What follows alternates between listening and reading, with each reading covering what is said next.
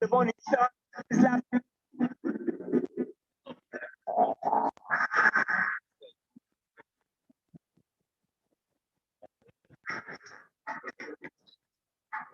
Muside Kutsua.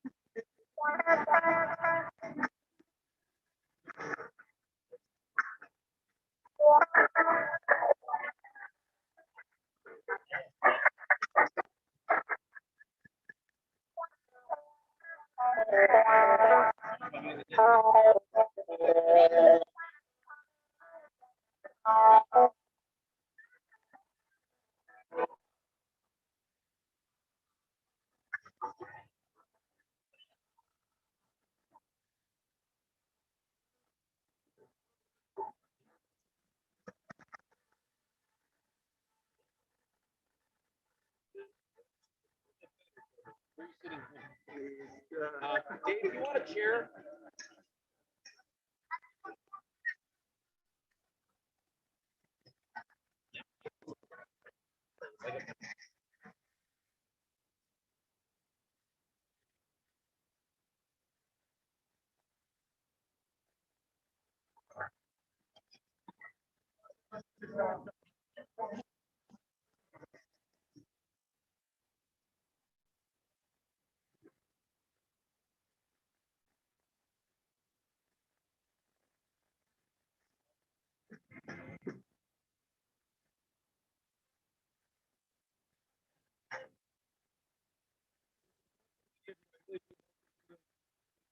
Coming down and using the microphone so I can record. All the other ones, it took me a long time.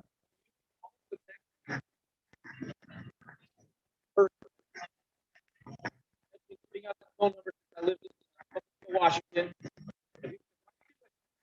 You unnecessarily. The answer is no. Still very low. Every once in a while, question.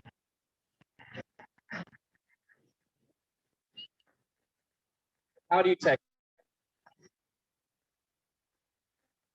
If you try.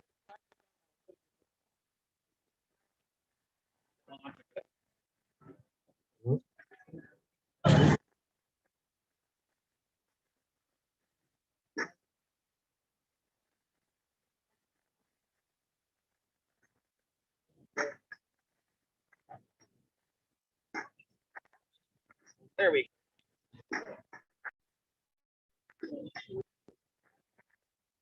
go. Yeah.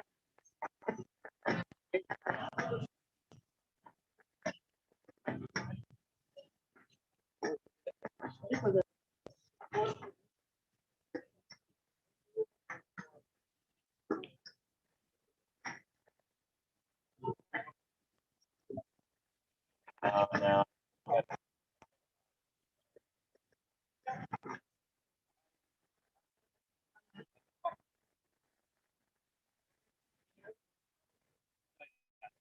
Actually, this.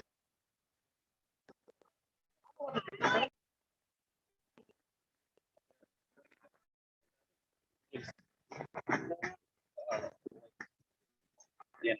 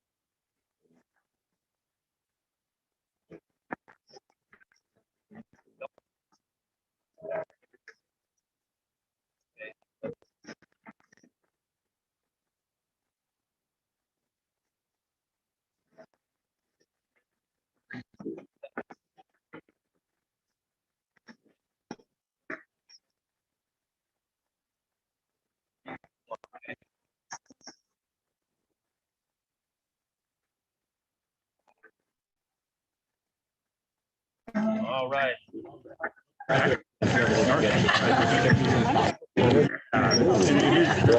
Until 6:30. Yeah. Okay, thank you for coming out. I am limited to my cord length, so I'm going to go here. Owl is watching.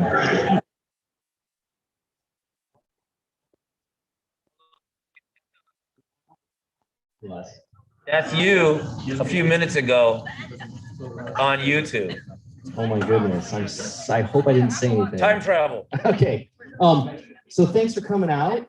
We are right at the mid-semester, second semester. The days are getting longer. Thank God.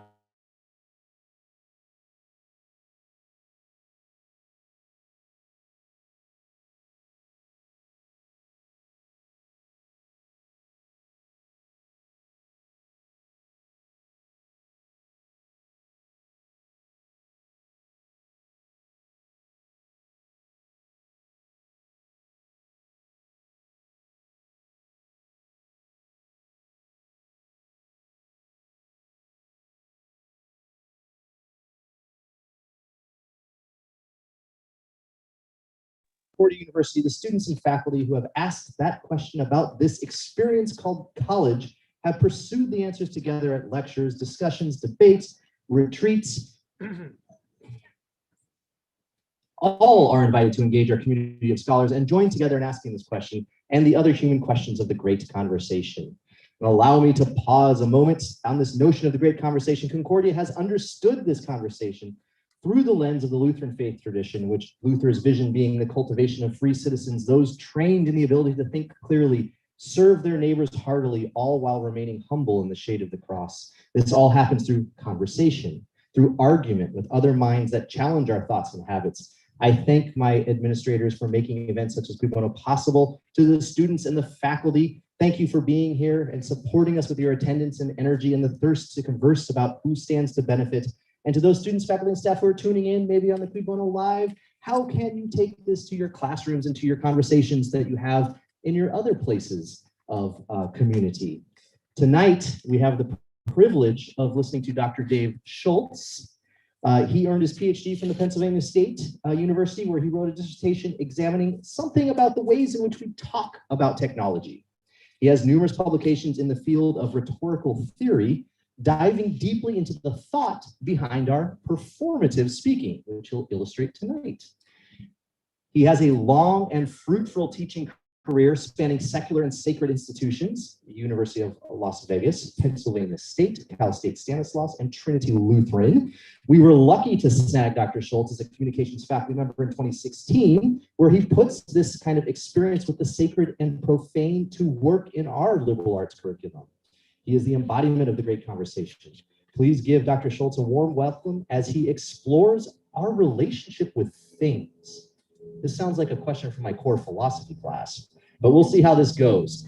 Thank you, Dr. Schultz.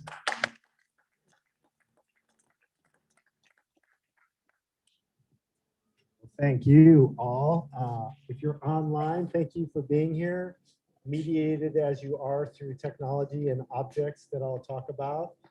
If you are online at home or watching this after the fact, part of the object lesson that most people in the audience has that you may not have is a sheet that I can email you or whatever that kind of gives a synopsis of things, but also as part of the object lesson. And then a blue sheet that's folded into 3 parts that if I have time, I'll get to in terms of an object lesson. So as Dan nicely had a list of folks that helped make this possible, I'd like to thank my colleagues here who Bruno Latour, Ian Bogas, a number of people would call actants. And actants are one of the things that I'll be talking about tonight. Other people call them units or objects, but that's part of the talk. And so I'll start out with this maxim you may have heard or may sound familiar. For want of a nail, a shoe was lost. For want of a shoe, a horse was lost. For want of a horse, a rider was lost. For want of a rider, the message was lost. For want of a message, the battle was lost. For want of a battle, the kingdom was lost. And all for the want of a horseshoe nail. So we could, from my background, we could analyze this as anaphora, which is a repetition of the same sentence over and over again. But that would center us as human beings about what it meant for us. And the reason I start out with this is because in some ways, it could draw our attention to the importance of this thing, this nail, that is intertwined, entangled. You can choose a different trope with lots of different agents, the horse, the rider, a message. And that to me encapsulates on one level, the first object lesson, the nail, what object-oriented ontology or actor network theory is all about. So tonight I'll talk a little bit about some authors that I've been reading over the last many years with another association, alliance that I would encourage everyone here to do, which is a reading group. I have reading groups here on campus, reading groups that are remote. And so I'll talk about some authors that have informed my thinking about this. And then I'll talk about some emulgations of this that I've drawn from at least 4 different authors that have written about object-oriented ontology or ANT, actor network theory. And then finally, I have some applications. And some of those applications will be actants that are in the audience, maybe next to me, even amongst us. So first thing I'll talk about is authors, because the authors are actants in one way of thinking who I'll distill into like what I think are 4 key components of this thing, of what it's like to be a thing, and it got me to think differently about it. And I'm a little bit out of my wheelhouse because I'm a rhetorical theorist and critic by training and trade. And so this conversation is much more philosophical on some levels, but I think it informs some of the things that I'm interested in doing in terms of rhetorical criticism. So I've not done any writing about this, but I am thinking out loud with you all. And so as fellow actants with me and thinking through this, I encourage you to, if you're here, I have a notes section, you can write notes or questions or things like that. But the way I'll go about the authors is a chronology of the authors that I've come into contact with this theory of actor network theory, or OO. So the first author is someone that when I was in grad school at Penn State, you read a book a week for each class, and it was someone that I passed over. I skimmed, I probably shouldn't have done that. But his name was Bruno Latour, and his book was We Have Never Been Modern. And in this book, he questions the idea that I just got done talking about in my rhetorical theory class this afternoon, when we're talking about the Renaissance, that we had ever became modern in the first place. And so that's part of his critique, but his critique is also a critique of the Enlightenment and Kantian thinking that separates things from objects. And so Bruno Latour writes this book, We've Never Been Modern, and he writes a number of other things about it. And then, and so he gives rise to what's called actor network theory, or the idea that there's lots of different actants on a field of play, and all of those actants are interacting with each other. And no actant is any greater than any other actant, including the leaves, the concrete, this microphone, or anything else. Well, I didn't pay attention to that at the time because I was maybe a bad student. I was paying attention to other things. I didn't think it really pertained to what I was doing. But part of the theory of actor network theory is that we are in alliances or associations, and those associations can be strong or weak. And as I said, I've become part of reading groups. And so a reading group of that I was a part of said, hey, why don't we read this book, Alien Phenomenology, which is a book by he was a gamer, actually, a professor of digital media at the Georgia Institute of Technology, Ian Bogas. And his subtitle I borrowed, or What It's Like to Be a Thing. And he takes Latour's thought to another level. And he considers things like gaming programs and all of these type of objects and what it means for him as he's designing video games and other digital media. There's another character named Graham Harman who writes a book called The Prince of Networks. And he really gets going with this concept of OOO, or object-oriented ontology. And he's been really big recently. If you YouTube him, he's gotten in debates with Zizek and some other thinkers about what object-oriented ontology is all about. Well, then that leads to the fourth thinker, who some of my science friends are here in attendance. There's a woman named Susan Barad. She's a physicist, and she writes a book in 2007 called Meeting the Universe Halfway. And she takes up with this concept of object-oriented ontology in a completely different way in terms of looking at science in action and the way science is practiced through objects and things. So those are the authors. That's the first thing I want to talk about. So what do all these authors have in common? What are the things that we can amalgate from them or synthesize? Or one of my favorite tropes is to think about the way things are like sedimentary rocks, how they combine and congeal. And so there's four principles from my understanding of object-oriented ontology. And the first principle is actants. Actants are the term that Graham Harman uses. It's a term that Bruno Latour uses, and Bogas uses the term unit. But the long and short of it is that everything, everywhere are actants. Actants, like I said, are you're sitting on an actant. There's concrete is an actant. People next to you are actants. And leaves falling, the wind, the air temperature, all of these things are actants. And that's the first principle that all of these authors share.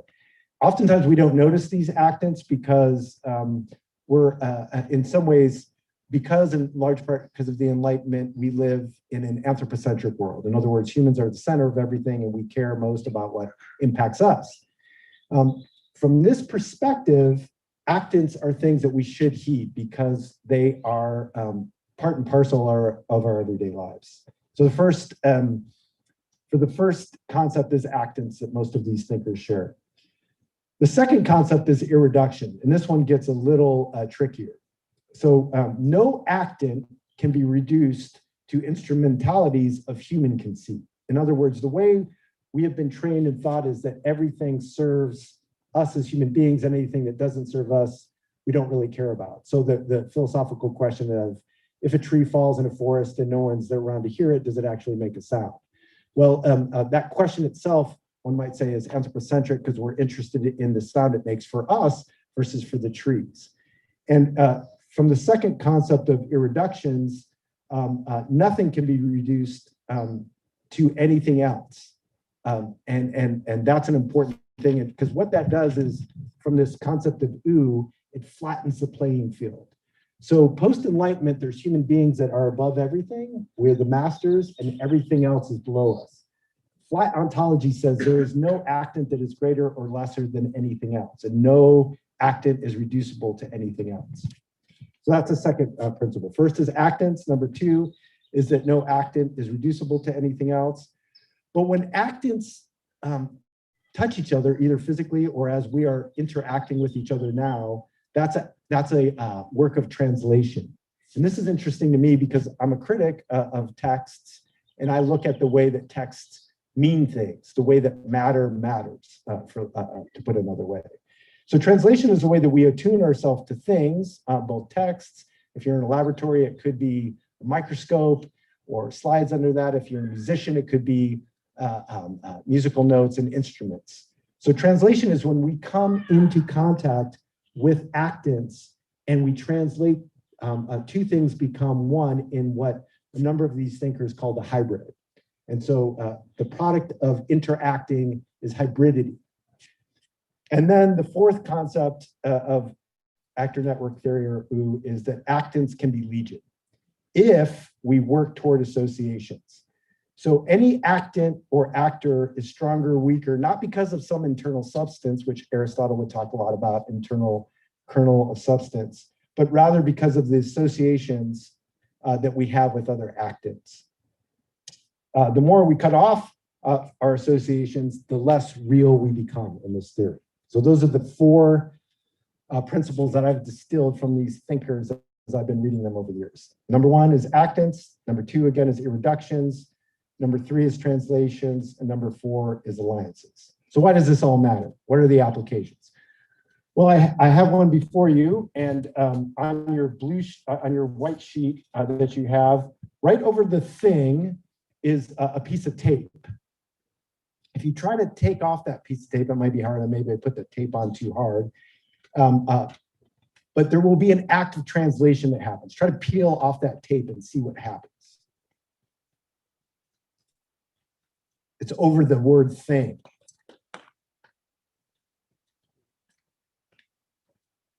Probably hard. You get it? What happened? It tore the word out, right? There was an interaction that happened, a hybridity that happened with that thing, that piece of tape that changed the word itself. Now, is that a parlor trick? Maybe. I don't know. But there's an interaction, a hybridity that happened because of your interaction between a word on a piece of paper and a piece of tape. This would be in a way of thinking, the way that interactions happen for object-oriented ontology, that there is a performance that happens when things like you, the piece of tape, and the word thing come into contact with each other. And that's interesting from a perspective of interpretation. So another application that I think a lot about when I think about this is in terms of public radio. So since quarantine happened, I've been listening to a lot of public radio. And on public radio on June 26, 2020, if you want to look it up, you can Google it. There's an interesting story about the ways in which trees communicate with each other. And the biologist, his name is Dr. Susan Simard, and she said that prior to her study, that most biologists thought that trees competed with each other in order to get closer to the sun for light and these kind of things. But after doing some literal digging in the dirt, she found a whole network underneath the ground in which trees were literally communicating with each other.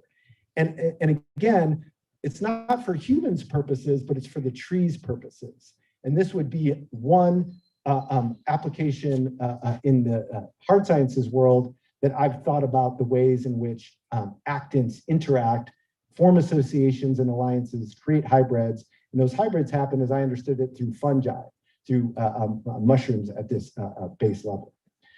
Another one is, and this is where I'll pull on, because if I do all the talking, it wouldn't be any fun, but painting. So I like alliteration, so a lot of my applications will be P words. And my good friend who actually brought me down here, got me to come down and interview here is Dr. Mallinson. Dr. Mallinson, you may have listened to, actually for one of my birthdays, he bought me a jigsaw puzzle of a Hieronymus Bosch painting. It's an object.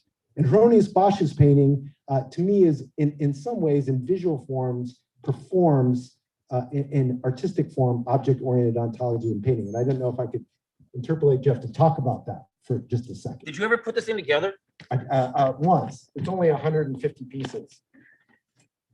Well, I got myself to Madrid the other day, and let me tell you something. Madrid, definitely worth seeing. Paris, okay, if you want to be stuck out on a side issue. Got stuck out on a balcony in Paris. I went to have a smoke. My wife said, that smells terrible. She locked me out for the last night in Paris. It was our honeymoon. I mean, it was our anniversary. But Madrid, she could have done that. I'd say, well, I'm not sad because I'm in Madrid. Then you go to the Prado, and then you go into this room. And in this room is this crazy piece from the early 16th century by Hieronymus Bosch. And it is the most bizarre thing you'll see. People are playing trumpets with their butts. They're putting flowers into their butts. They're tattooed on their butts. Music is tattooed on their butts, and demons play that music. Who could possibly get away with this weird Dali-esque bizarreness in this time period? Well, anybody, if you put it into the context, of course, of this idea of heaven and hell, like the beginning and the judgment.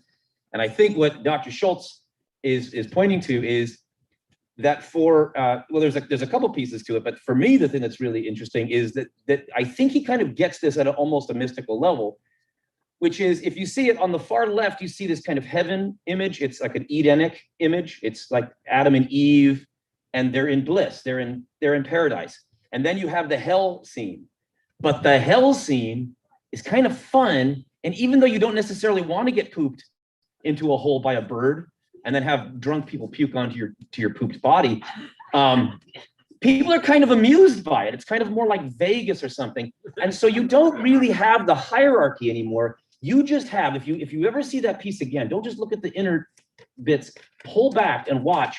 There's this circular dance. So all of the things, the weird minerals and these weird animals and the people, they're all part of this one creation. So in some ways, I think it's kind of mystical. In other ways, it might be heretical because it gets onto the same theme. But there's not really like this higher heaven and then lower hell like Dante. It's this dance of all the things that we're swimming in. So thanks, Jeff, for associating with me and talking about a painting as a performance of flat ontology. And again, ontology is a fancy way of saying being, what it means to be in the world. And so in this particular painting, the being of many different beings is displayed. If you haven't seen it, you should check it out. It's pretty interesting. So part of the reason object-oriented ontology is interesting to me is because I've always been into interdisciplinary conversation. And this new way of thinking, some people call it new materialism, has influenced not just philosophy, not just physics and some of the hard sciences, but also art, the art world itself. And so our good Rachel Hayes, I was texting her a little bit back and forth, and she pointed me to some art performances of sculptures of minimalism, including Anna Mendita and Eva Hesse, whose materials end up translating in interesting ways, in three-dimensional ways.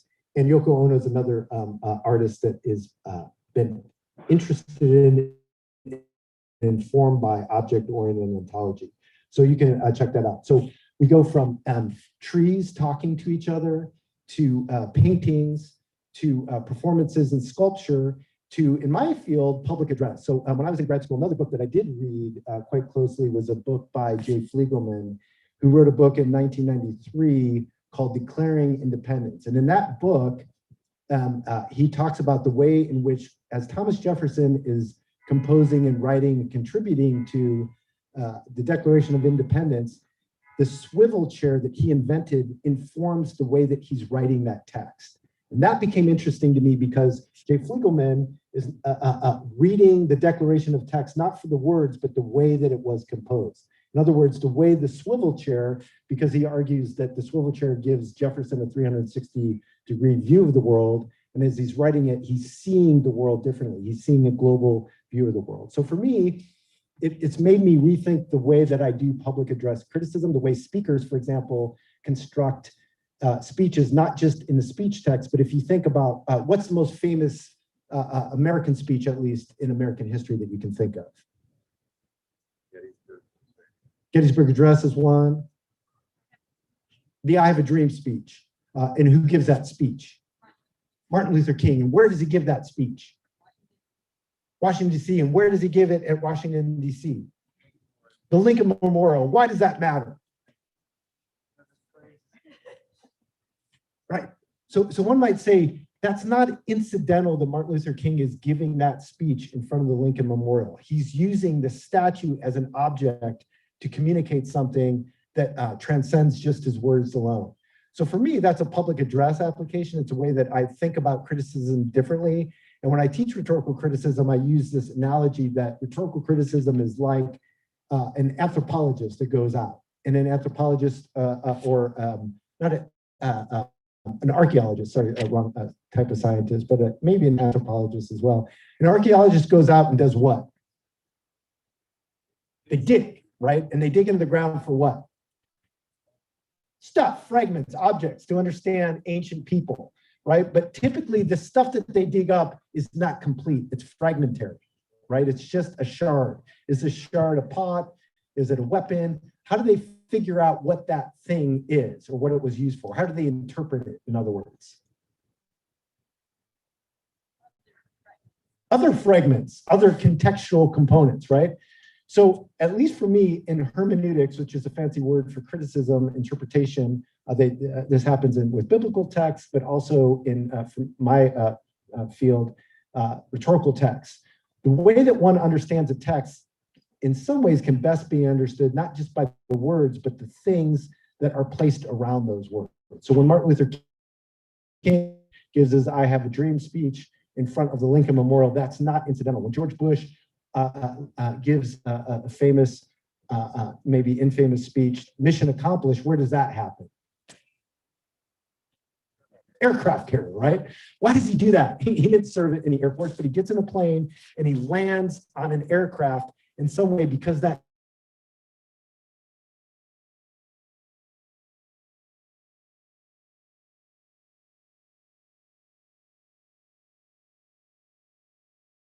things speak for us in different ways if we tune into them. And so that's another P.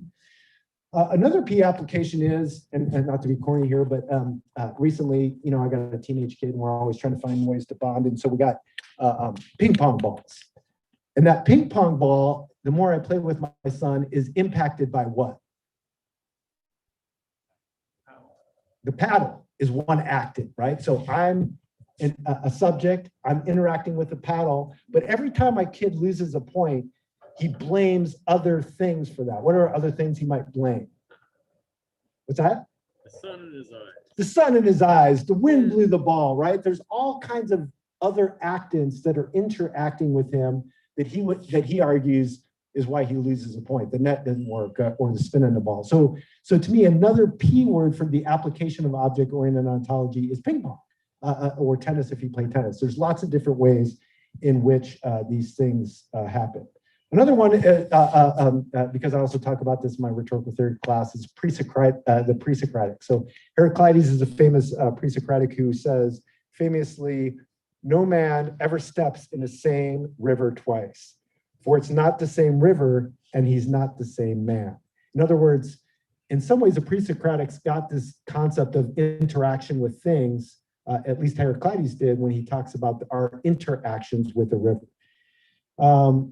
Another one I'm thinking about is, in my discipline at least, there's a guy named Thomas Reichert who writes about attunement. And the example he gives is Phil Collins' song, if you're familiar with it, In the Air Tonight. Familiar with the song, In the Air Tonight? I can feel it coming in the air tonight. And so what Reichert says is this concept of attuning ourselves doesn't just go to objects and things, but sound waves. The ways that sound waves interact with human beings to make a point about particular things. Well, then we also have Petrarch, who I just talked a little bit about today in my rhetorical theory class. who was in the Renaissance. Some say he was the father of the Renaissance. That's arguable, I suppose. But he argues that we are to a large extent shaped by the buildings that surround us. And this is why, at least in the Italian Renaissance, the Medicis become so convinced that architecture and art matters and why they finance art so much. So that's a number of the different P applications that I have, from performances to public address to public radio talks to ping pong balls to the pre-Socratics. And the final one I'll say is the blue sheet of paper. So if you're at home watching this, everyone has a sheet of paper that's folded into 3 equal parts. So when I teach public speaking, probably my favorite thing to talk about is language, because that's the coin of a speaker or writer's realm of our trade.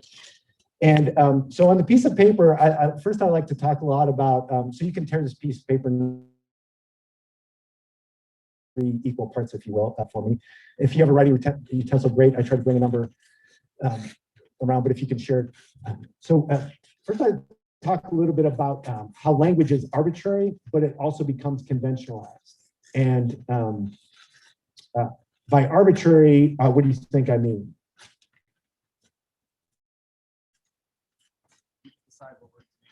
Yeah, we just decide what words mean. Words and things. Sean Bignami's dog up there didn't ask to be named. What's your dog's name again, Sean?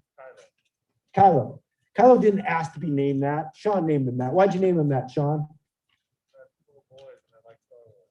He has 2 little boys and like Star Wars, right? So all language is arbitrary, like Sean's dog up there. But that doesn't mean that language also doesn't become conventionalized. So Kylo will know his name because he's called it enough times. Another my favorite example is the weird acronym PHAT FAT. What's PHAT FAT mean? Pretty hot and tempting.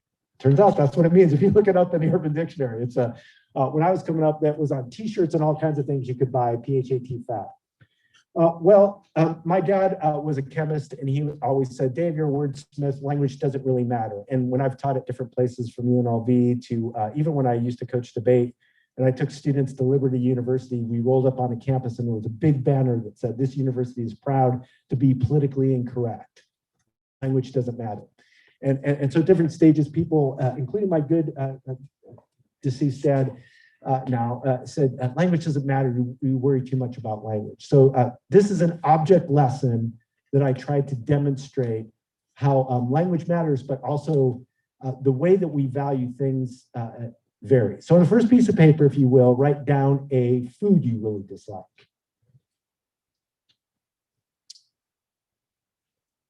You can play along at home if you would like.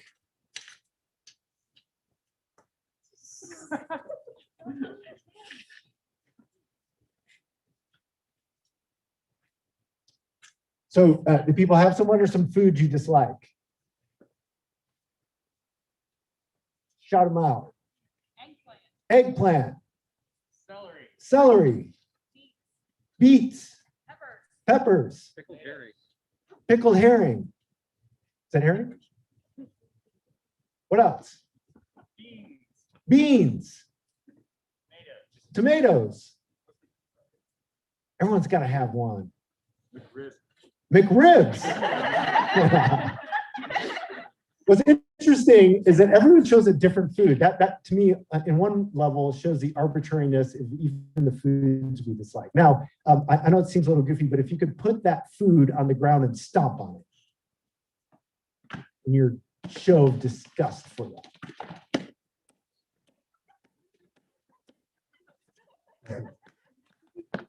Okay, so on the second piece of paper now, what I'd like you to write down is an insect or rodent or some critter that you don't like. For me, it's the earwig, because I imagine that they're called earwigs because I don't know if this happens or not, but they crawl in your ear. Maybe you have an allergic reaction to bee stings, so that's why you don't like them. Maybe it's cockroaches.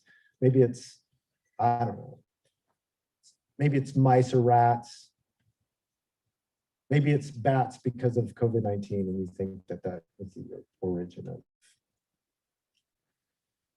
Okay, so same thing. Oh, what is the insect animal that you dislike?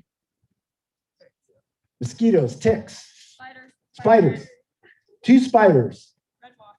Red wasp. Never heard of that before. Jungle leeches. Jumbo leeches? Jungle Jungle. leeches. Any others? Rats. Rats. Possums.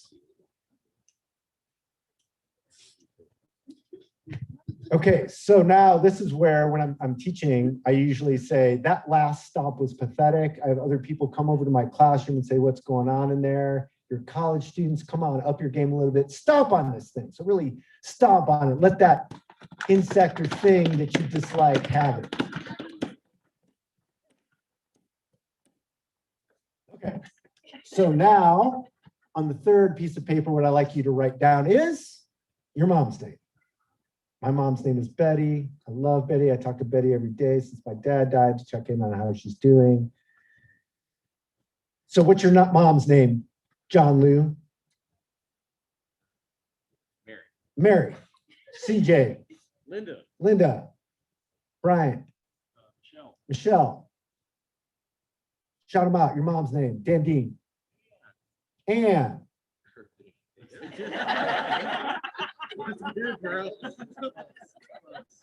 Dan Jr. Others. Julie. Amy. Susie. Okay, so now you get the drill. Now really stop on this piece of paper. It's fixed. You got one, you got 2. I will edit that out. No one can see you, it's in the dark. So for those of you that couldn't do that, why was that? You could easily step on one object. It's just a word on a piece of paper. But for many of you, you couldn't step on your mom's name. Why is that? Because you love her, but it's not her. No, but she's here, she's giving me a funny look. She would, right? Also, you stepped, though, happily on the insect or the food you disliked. But that wasn't them either, right? Or that object. So, so the interesting thing for me is in that moment, that's an object lesson that demonstrates both the power of language, the arbitrariness of language, how language is conventionalized, but also how most of my students in the last 20 years that I've taught that will readily step on the thing that's represented in words only, but not step on a person that's symbolized, even though probably 1 million people have been named your mom's name. And so that's my 4th object lesson for me to think about the way that things mean things, words mean things, words are actants as well, and words have power. And so when I teach writing classes, I teach about the power of the passive voice and how it lets actants off the hook sometimes. But language is just one of the many actants that swarm around us that we can find alliances with, allegiances with, to empower us or to disempower us. And to me, that is in a nutshell what object-oriented ontology, actor network theory is all about. And I'll call upon another one of my fellow actants, Dan Dean, because Dan Dean also has studied a little bit about Bruno Latour, who wrote a book called Laboratory Life. And he could speak as another one of my fellow actants about his perspective on it. We only studied him to critique him. Dr. Schultz here is studying him for other reasons, but he's got a fascinating view. He wrote a book called Laboratory Life, where he did an ethnography of the laboratory, which means he was doing a cultural study of what goes on in a science laboratory. I believe, shoot, I get these confused. It was either down at the Scripps Institute or it was the Salk Institute. I think it was the Salk. But he went in, spent a year or a certain amount of time with them and just studied. And what he came away with was just a fascinating investigation into the interaction of the scientist with the lab equipment, with the public, with the building and the grounds and the things that were going on inside a laboratory to construct what we take to be scientific knowledge. And I think I will leave it at that because the rest of my talk on that would be a critique. Right. So thank you, fellow actant, for aligning with me. So the point is that this mode of thinking has infused and infected and informed lots of different areas. It's not just philosophy. Actually, Latour is considered by some an anthropologist because he follows scientists around to see the way that they practice their trade. Other consider him a philosopher. Graham Harman is more of a philosopher. Ian Bogast, as I said, is a computer programmer that teaches in the Digital Arts Center. And there's artists that do this. So I'm not an expert in this area. I've just read a lot about it. And it's interesting to me because it informs so many different areas and it opens us to thinking about things differently. And if there's one popular culture show that I think best operationalizes object-oriented ontology or actor network theory, it is, and I'm not making a recommendation about this show because it's rather graphic and upsetting for many people, but it's called Westworld. And Westworld takes serious what objects might feel because it deals with this concept of artificial intelligence and robots that come alive.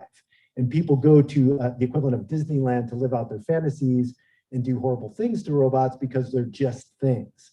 So to me, object-oriented ontology, like Milo that's barking up there, right, is an actant that we're interacting with that is has potentially ethical implications. And whatever you think about global warming, lots of different rational approaches to climate change have been tried and failed. And some people argue that we live in an Anthropocene, which is the first time in which human beings are changing the climate. And part of the reason people argue that that is the case is because we've centered humans as the end all be all. So flat ontology, object-oriented ontology might be another way to think about ways outside of these jams that we find ourselves in, both on global scales, but also for me personally as a parent on a local scale when I alliances to put my kid in contact with to improve their network. We've taken some questions. I know that I only have not a lot of time left, but that's what I got.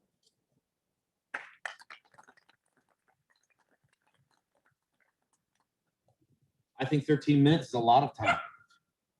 Friends, please come on down and ask a question, just for the sake of joy, all the archangels and the holy apostles, the blessed martyrs. Please just come right here. And then I will, but I do have a question. Would you I didn't know if you followed up on the thing you started with the business about the passive voice and how it lets moral agents off the hook. Could you speak to that real quickly? Yeah, so if you've taken a writing class from me, and some people have, I hassle people in part because when I was in grad school, I was the biggest violator of the passive voice. And what passive voice does is it puts the actor at the end of sentences, or in some cases gets rid of the actor altogether. So when news reports write things like, 100 people were raped, but they don't say who they were raped by in the headline, it lets the offender off the hook. Also, when you say something like, the book was returned by the guy, it puts the actor at the end of the sentence. And in that particular case, puts more effort on your reader to figure out who was doing the acting. So there's lots of different ways in which writing can decenter a subject, and sometimes there's consequences for that in terms of when politicians say mistakes were made, but they don't want to take responsibility for those mistakes. So language has the capacity as a fellow actant to relieve people of responsibility. Okay, so my question is coming kind of more from the philosophical perspective. I am a philosophy minor. I gotta do it. Do you think this idea of object ontology kind of ties into the argument for an objective reality then, that things exist outside of our perception of them? Yeah. So I think absolutely. And that, again, this part of the argument is that we need to tune in to these things that we can't see. And maybe science gives us, through various apparatus, the ability to tune into these things if we only take that opportunity. And so because I'm interested in rhetorical theory, it's really made me rethink about the ways in which even, because rhetorical theory is a fancy way of saying theories of persuasion or theories of getting people to do what we want. And so objects might be another one of those ways. You know, the old adage, the carrot or the stick, is two different ways. Those are objects that we can influence people, either the stick through coercion or the carrot through incentives. But the long-winded answer to your question, but like a lot of times people just don't pay attention because it doesn't concern them. And object-oriented ontology would say we need to tune in to these things. Okay, so I have a question related to what you said earlier about the passive voice and such like that. I'm personally studying scientists, and so this is why it's like perfect for me to come up and ask about this.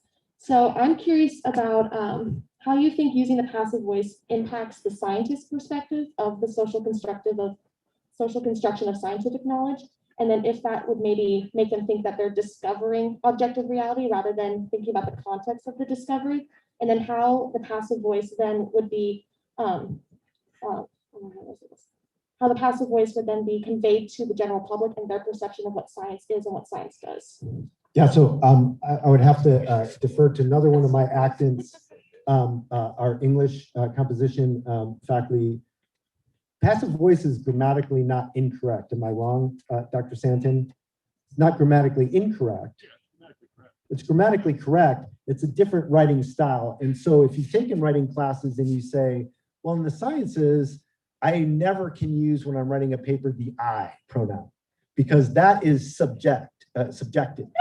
And even within humanities disciplines, a number of people discourage people from using the I because it highlights this notion that we should be objective in our research, whether it's science or otherwise. So if I understood your question correctly, the passive voice is just another way in scientific writing. I think it's absolutely acceptable to do this, but I think it also has the propensity to give a false sense of objectivity. As in other words, there's a number of scientists and science studies who have tried to question that notion of objectivity within science. In other words, because by my very nature of asking a research question in the hard sciences, there is a subject asking that question, but and I don't want to say hiding behind the passive voice, but my language choices can do work in terms of hiding that subject behind scientific language, passive voice, and lots of different mechanisms. There's a really interesting book by a guy named Rhodes. I think he won the Pulitzer Prize for it, called The Making of the Atomic Bomb. And he talks about, not in a Latourian way, but the ways in which the discovery of the atomic bomb, he goes to Niels Bohr and Einstein and lots of different scientists and physicists that go through this, in the way it very much was a subjective enterprise.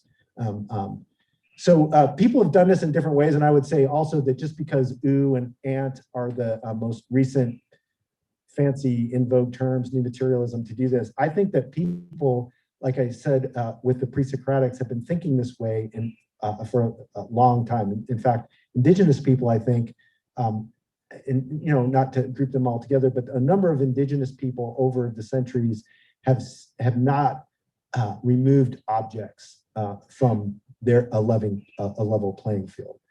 So, anyways, long-winded.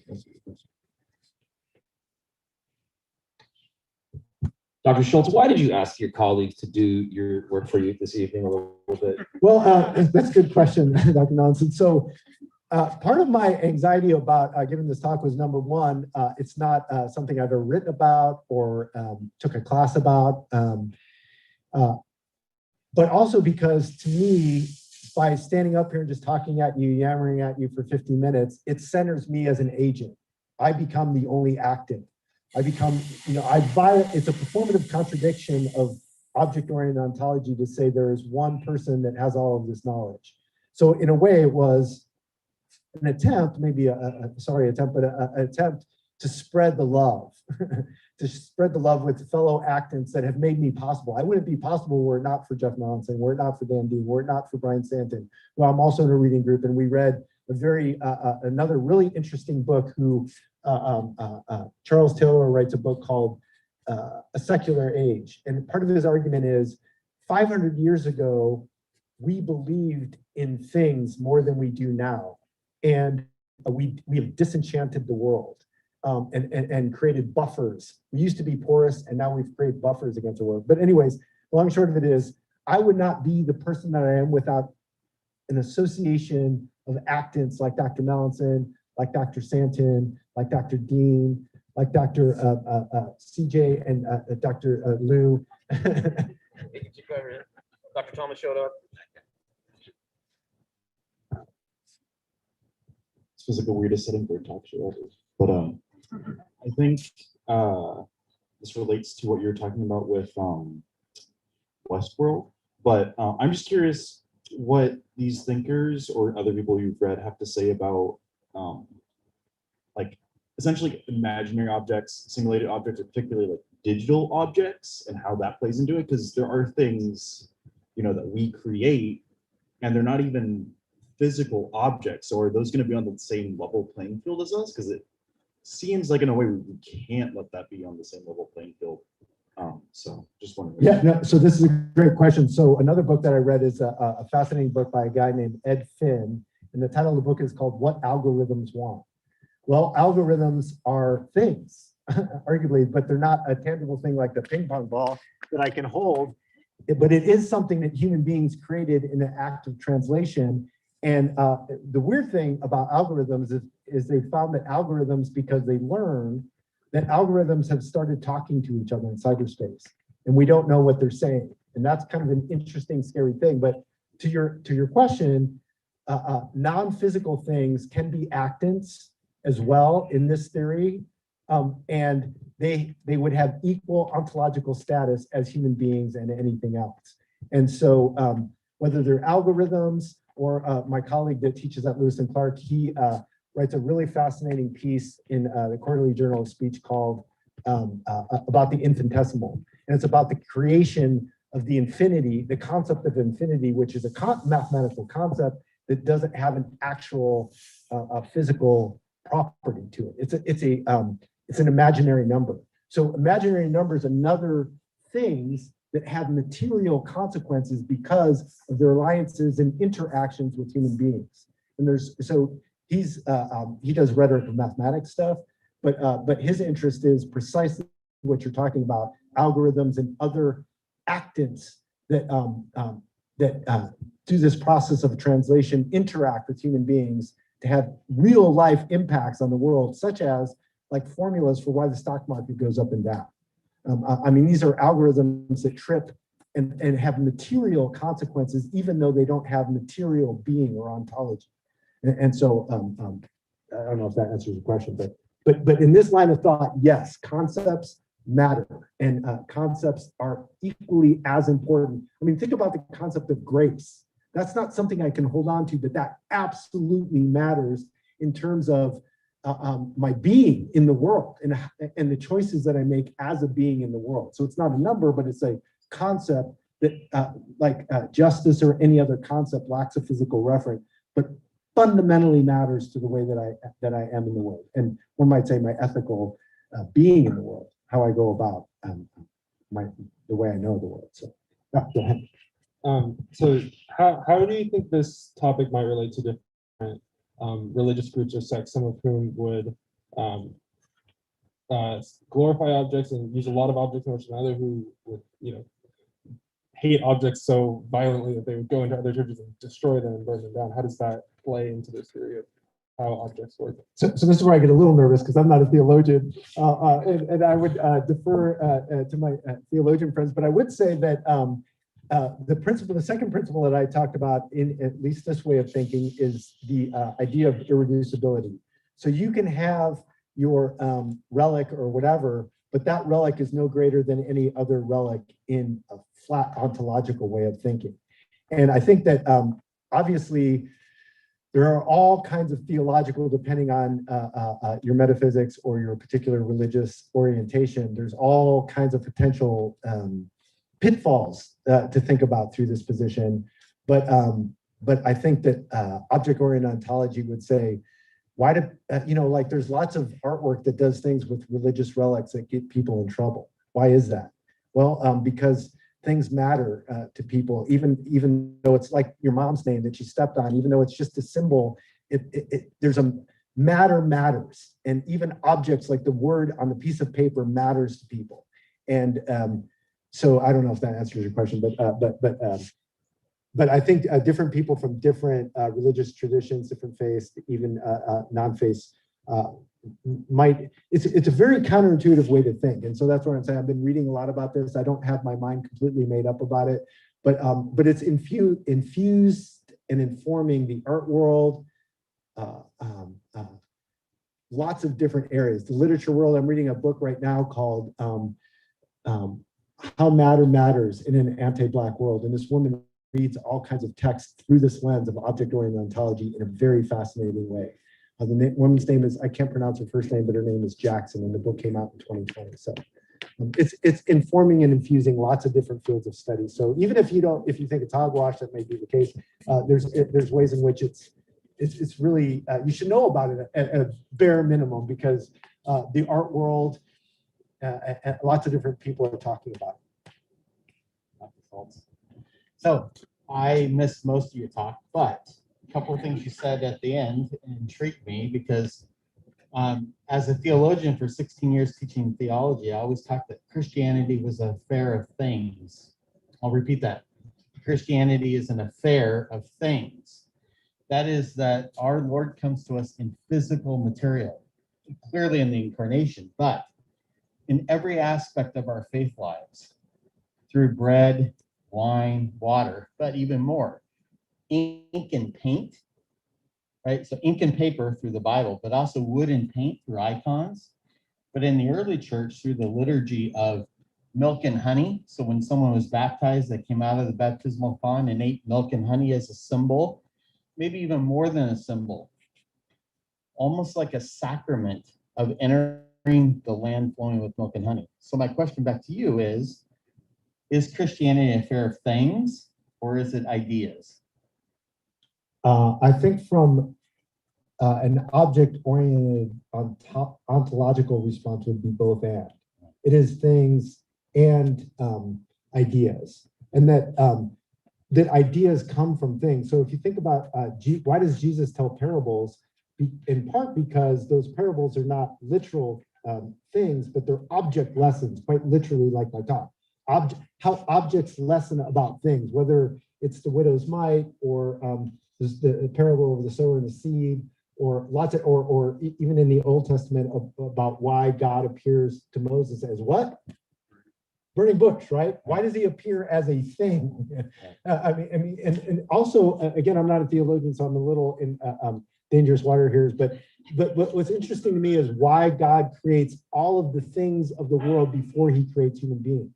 That's an interesting question as well. And again, I'm out of my, I'll stay in my lane, but it's interesting to think about, as you say, why things matter in creation. And there's another book I read here with another of my fellow actants in a reading group called, if you've never read Annie Diller, you should, because she's an eloquent writer. But in her Pilgrim at Tinker Creek, she writes a lot about her observation. We might say that she she writes this book in 73, but the ways in which she observes nature and why matter matters in nature.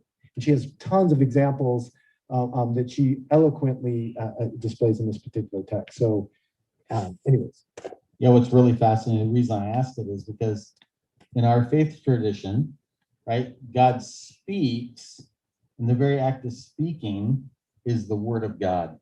And it's the word of God that creates, the word of God, right, literally utterance of God, from the thought of the Father to the word that becomes the Son, creates material, which I think is fascinating. Right.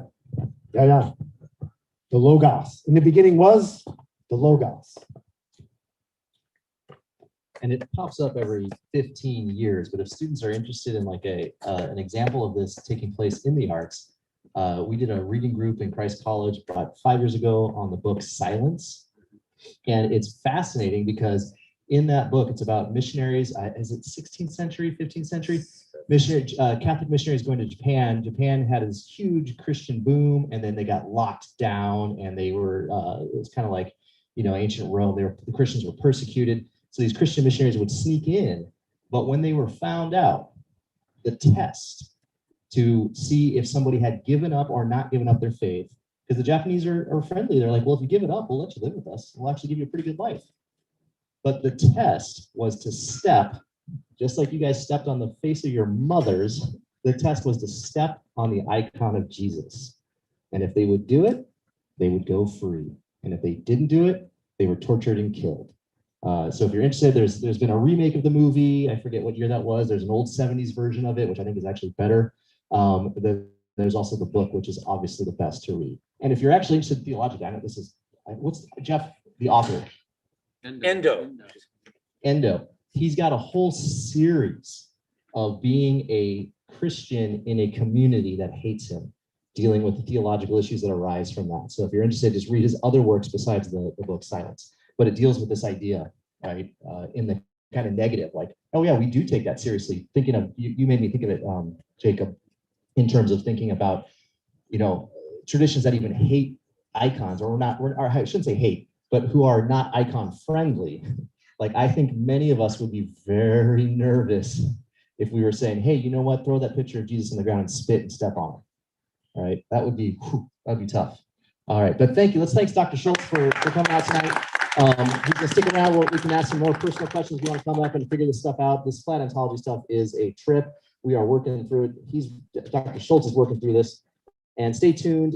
Enjoy your spring break. We are on a free Bono cast break up until the week following, and we'll have some emails coming out on programming after that. Stay strong, survive midterms, and enjoy your break. Thanks for being fellow applicants with me, aligned with me, and associating with me. Those of you at home, thanks too. Email me. Become a comm major. See how dope that is?